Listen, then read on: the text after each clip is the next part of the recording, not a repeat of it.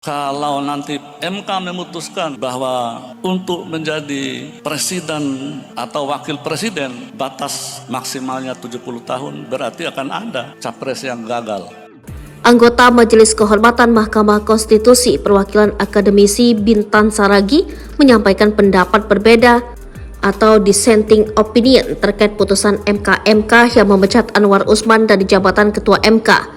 Bintan menyampaikan Anwar Usman seharusnya dijatuhi sanksi pemberhentian tidak dengan hormat, karena berdasarkan putusan Anwar Usman hanya dipecat dari jabatannya sebagai Ketua MK, bukan sebagai Hakim MK. Bintan R. Saragi berpendapat berbeda. Ia menilai Anwar Usman melakukan pelanggaran berat hingga satu-satunya sanksi adalah pemberhentian tidak dengan hormat.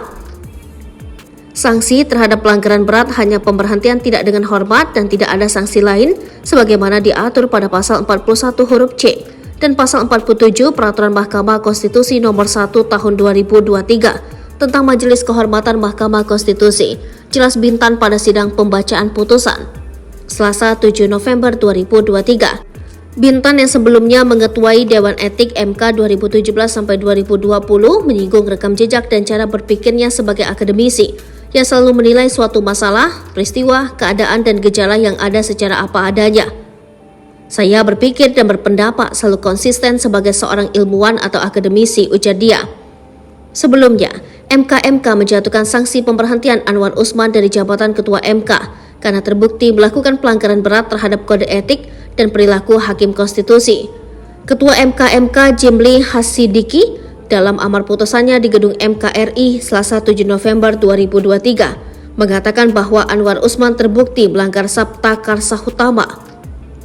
Sebagai informasi, dugaan pelanggaran kode etik Hakim Konstitusi ini mengemuka setelah MK yang diketuai ipar Presiden Joko Widodo, Anwar Usman mengabulkan gugatan terkait syarat usia calon presiden dan wakil presiden pada Senin 16 Oktober 2023 lewat putusan yang kontroversial. Dalam putusan nomor 90/PUU 21/2023, MK merumuskan sendiri norma bahwa seorang pejabat yang terpilih melalui pemilu dapat mendaftarkan diri sebagai capres-cawapres walaupun tak memenuhi kriteria usia minimum 40 tahun. Putusan ini memberi tiket untuk putra sulung Jokowi yang juga keponakan Anwar, Gibran Rakabuming Raka untuk melaju pada Pilpres 2024 dalam usia 36 tahun berbekal status wali kota Solo yang baru disandangnya 3 tahun.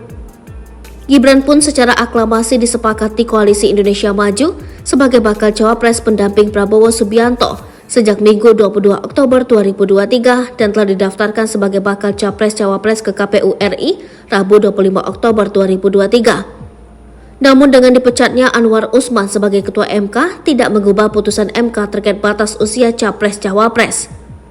Kita ini hanya kode etik, hanya menegakkan kode etik hakim, bukan mengubah keputusan MK, kata Ketua MK Jimli Hasidiki Jumat 27 Oktober 2023 lalu.